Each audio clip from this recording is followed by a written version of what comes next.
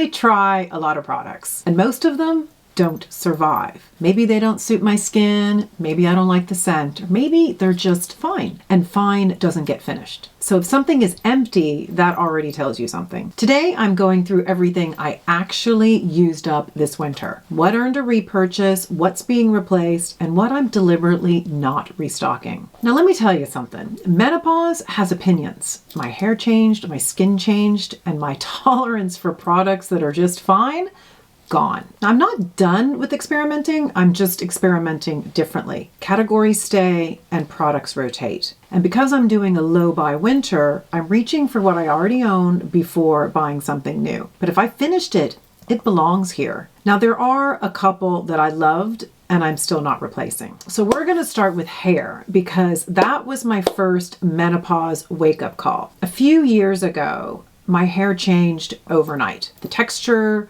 dryness, manageability, it was just all different. It was like I had someone else's hair. So I went into full experimentation mode. Devices, bond treatments, serums, masks, oils, you name it, I tried it. And now hair is probably the most stable category here. The empties here may be a little less exciting because they're always the same ones. But honestly, I think that's a good sign. My Apres Bond Repair is non-negotiable. I use this pre-shampoo treatment on dry hair and it genuinely repaired that rough straw texture. I have backups. My backup have backups. I don't experiment with this anymore. So this scalp exfoliator by Remy was a revelation. I mean, why would you not treat your scalp like your face? So I use this to exfoliate once a week and my scalp has never been healthier. And this is a big bottle, so it lasts forever. Although I do have backups. This is just one and done. Now the Dove Bond Strength Serum Mask has actually become my conditioner. Like when it comes to dryness caused by menopause, it is the in-shower MVP. It makes my hair super soft in a way that feels slightly unreasonable for the price. I mean, this is drugstore gold medal.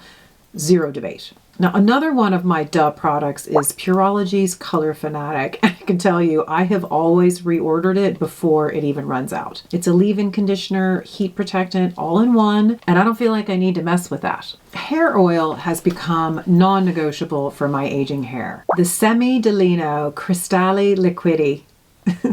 I hope that's right. This was an impulse purchase that became an immediate staple. I use it every single day. I use it on wash days before I blow dry my hair, and I use it on non-wash days to bring it back to life. And the smell alone gives me a small mood lift. Now, I couldn't find the big bottle in store, so I picked up this teeny little tiny one, which, by the way, is also great for travel. Now I just need 4 more backups because I don't want to be without it. It's funny how hair was my chaotic category for a while, and now it's my most disciplined. So if hair was my early menopause panic, body was more like my slow realization. So for years, I've treated my face like a science experiment, and my body was just an afterthought. I mean, whatever was nearby was what I used. So I've had to up my game pretty significantly here. And the OneSkin body supplement is what changed all that. Like, I didn't expect much when I first tried it, and I genuinely regret not taking before photos. Like, the crepiness on my upper arms was disappearing and I had no proof. So I started using it just on my upper arms, and I went through 3 bottles there alone. And since then, I've transitioned that to my whole body, and I've gone through 2 more. Like, I've been using this for well over a year now. So this isn't just a phase, like it's integrated into the routine. You know, that really surprised me. It visibly improved the crepiness of my arms, but more importantly, it proved to me that topical products can actually make a difference below the neck. Once I realized the body could actually respond to proper ingredients, the rest of my routine got a little bit more intentional. The Niche Labs Transparent Vitamin-Rich Body Lotion is probably the best value product I own. The texture is beautiful, it absorbs properly, and the price makes absolutely no sense for how good it is. I've repurchased this more than once, and I will continue again and again. Now this next one, Josh Rosebrook's Body Acid Serum, was such a surprise for me. I use it straight out of the shower before my moisturizer. It is brilliant for dry skin and it generally improves texture. The only issue I had is that I went through it too quickly. It was just gone before I know it. Now I haven't repurchased this yet, but it's on the short list. Now, I know you've seen this a million times. The Aveeno Daily Moisturizing After Shower Mist. It is not glamorous, but it's practical. So I use it for that that little strip down my back that I can't properly reach to moisturize. It sprays upside down, it works a treat, and sometimes that's all I need. This stays. And Aveda Hand Relief is my holy grail hand cream. I try others. I even like others, but this is the one I always come back to time and time again. Like there's always a big one on my desk and a small one in my bag. So Body taught me something simple. You can't throw science at your face and neglect the rest. The face is where I'm strict. There are categories or pillars that do not leave my routine. The retinoid is the backbone. It keeps cell turnover moving and has decades of evidence behind it. If I had to simplify everything, this would stay. So I use a retinoid every single day, even when I exfoliate. The only time I pause is for medical microneedling. Now I do rotate retinols. I am on my second bottle of Sachi's Orsolic acid and overnight retinol reform. The texture is fabulous. It's elegant. It's easy to layer. There's no irritation for me whatsoever. And I don't often feel that I need a moisturizer on top, which is quite unusual. So this actually is my backup jar. So we're going to see what happens next when this is empty. So after retinoids, it's peptides. And peptides have been in my routine for years. Essentially, they're little messengers. They tell your skin to do a specific job, like make more collagen, calm inflammation, or repair. Educated Mess Freeze Frame is still the one I reach for the most. It has 3 different peptide complexes which tackle aging skin in different ways. It layers beautifully. It makes sense clinically, and it firmly has earned a spot in my routine. And then there are growth factors, and these are slightly different. They're more about signaling repair and regeneration. This is probably the newest permanent category for me, and I was a little unsure at first, but over time I've become convinced that having something focused on repair and renewal really makes sense at this stage. So I have finished Dermatology Needleless Growth Factor Serum, and I really liked it. And for what you're getting, I think the price is so hard to argue with. The only reason that I haven't repurchased it is geography. Like I don't love paying import charges when I already own other growth factors. So I suppose it's more editing than rejection.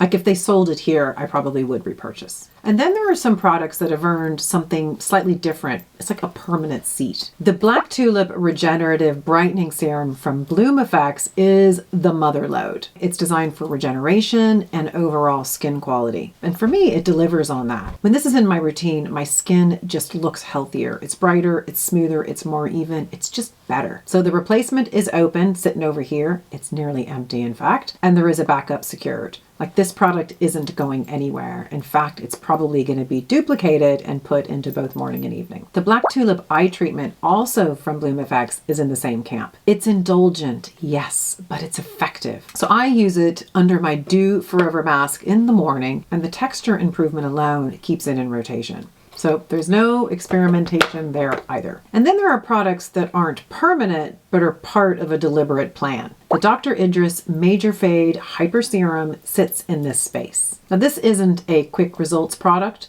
It's part of a very committed pigment experimentation. Pigmentation is sort of a newer target for me, especially heading into summer when my melasma can flare. So I've committed to at least 6 months using this one product. The texture is beautiful. It layers easily. I've opened a new one, which is sitting over here, and I already reordered the backup. In fact, the replacement just arrived today. So this isn't necessarily permanent yet, but it's very deliberate. And then there are the products that I genuinely liked, but I'm editing. The OneSkin Face Supplement sits in this space right now. So it's billed as a moisturizer, but for me, it's not moisturizing enough that I can use it that way. I've always used that more as a peptide serum and then layered something richer on top. Now I already know the body version works because I went from 0 to visible change. Like the change was obvious. But the face is different. Improvements can be more subtle. Like I've used this consistently for 8 months. Sometimes though, I like to stop using something to see if I notice its absence, because sometimes that can tell me more than anything else. So I've finished it and I'm not repurchasing it immediately.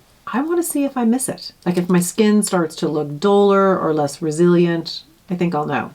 So this is not rejection. This is just another form of testing. Now the Allies of Skin Molecular Barrier Recovery Balm, I said it correctly, is another one that I really like. Like, it's uber comforting, it's very hydrating, it's well formulated, it does exactly what it's meant to do. But I don't need 2 barrier balms open at once. And at the moment, I am using the Calm Balm by Meliu May. I'm not saying that the Allies is a no, it's just a not now. We'll see. So another one by Dr. Idris, the Major Fade Active Seal, surprised me. Like, I really liked the texture and the efficiency. So it's a moisturizer and a vitamin C in one step. And I mean, that makes such good sense. Like, it felt elegant and it was obviously easy. Like, I will definitely buy this again. I'm just not buying it immediately. Like, I have other moisturizers and I have other vitamin C products open, and I don't want to duplicate the categories. So this is more of a delayed, not a dismissed. Then there's the Allies of Skin Azelaic and Kojic Advanced Clarifying Serum. And it's one that I'm still slightly undecided on. Like, azelaic acid is meant to help with redness and pigmentation and overall clarity. And on paper, it makes sense to me. Now, I finished it. I didn't dislike it. I thought it was lovely, but I just can't say that I saw a shift either. And at this stage, if I'm going to keep something in rotation, I want to know what it's doing. So for now, I'm not repurchasing. So that doesn't mean azelaic acid is off the table. It just means that this didn't convince me enough to immediately replace it. And then there are the products that are simply solid. The Pyeongkang Yule, I really hope I pronounced that correctly, Deep Clear Cleansing Balm falls into this category. This was a really pleasant surprise. It was gentle, effective, soft, no irritation. It removed everything without stripping my skin, which obviously is important. Like, I finished it happily. I just haven't repurchased it yet because I have a ton of other balms to get through. But this was firmly on the I would buy it again list. Okay, so that's skin. Some things are locked in, some things are on trial, and some things just are gone for now. But makeup is definitely less intense, and it's shorter. Like, I rarely finish makeup. It usually expires or I move on to something shinier. So if I actually hit empty, that is saying something. The Maybelline Superstay Hybrid Powder Foundation is one of the very few foundations I've actually finished twice. Now, I only use this on top of a very, very glowy or super hydrating base, but when I do, it gives that soft focus finish without looking heavy. It's like I've already repurchased, and as you can see, I have already hit pan on this. That pretty much tells you everything. I'm going to buy more. In fact, I think I'm going to buy 2, one for the summer shade and one for the winter. I'm on the winter now. And the other makeup piece is my Tilt Lashscape Mascara. And this is another one that I wore almost daily for 3 months. So I love the ergonomic design. I love the length that it gives to my lashes. And I love that it's actually refillable. I just need to remember to actually order the refill instead of the whole thing again, which I haven't done, but I will. So that's it for makeup. No drama. Just a couple of really good performers. And then there are the things I swallow in the name of good intentions. Like, I keep my supplements fairly simple. I do the omega-3s, the K2D3s, magnesium, creatine, the basics. But there are 2 that are more interesting. Both are by Simcore. The first is the GSH complex, and essentially it's a glutathione support formula. So it's not replacing glutathione directly, it's helping your body produce more on its own. So I mix this in the morning with some fresh orange juice because plain water is just not happening. It's not for me. So this is subtle, but I like what it's doing, so this stays in the routine. Then there's the triazine chewables. These are digestive enzymes with added fiber support. So I take 2 of these after each meal. So they've helped digestion, they help with my fiber intake, although I did choke on it the first time I took them because I didn't know that they were chewable. So that's it for supplements. Nothing dramatic, just support. So guys, what did this roundup of empties tell me? Tells me some things are permanent. Some things are deliberate experiments, and then there are those that simply don't get replaced. It'll be very interesting to see what's still standing next quarter. So thank you so much for joining today, and we'll see you at the next video. Bye. And if you like this video, YouTube thinks you're going to like this next one.